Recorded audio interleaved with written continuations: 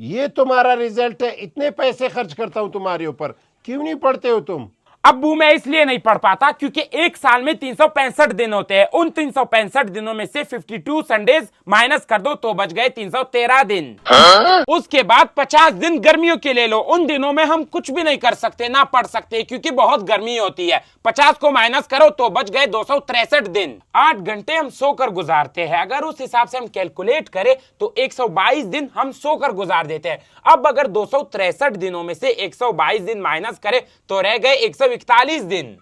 रोजाना हम 1 घंटा खेल कूद में लगा देते हैं। अब अगर उस 1 घंटे को भी हम काउंट करें तो हमारे आ गए 15 दिन। अब अगर 141 दिन से 15 दिन माइनस करें तो बच गए 126 दिन। अब सबसे जरूरी बात, रोजाना 2 घंटे हमारे खाने पीने में लग जाते हैं। अब अगर हम 2 घंटों को काउंट करें तो साल के हो गए 30 दिन। अब 126 दिनों में से 30 दिन माइनस कर दो तो बच गए 96 दिन। डेली अगर हम घर वालों के साथ और दोस्तों के साथ 1 घंटा बात करते हैं तो उस 1 घंटे को अगर हम कैलकुलेट करें तो महीने के हो गए 15 दिन। अब अगर 96 दिनों में से 15 दिन माइनस कर दो तो बच गए 81 दिन। अब सबसे जरूरी बात, हमारे स्कूल में जो फंक्शंस होते हैं, प्रोजेक्ट्स होते हैं, उनमें तो 35 दिन लग ही जाते हैं। अब अगर 81 दिनों में से 35 दिन माइनस करें तो बच गए 46 दिन। oh, no!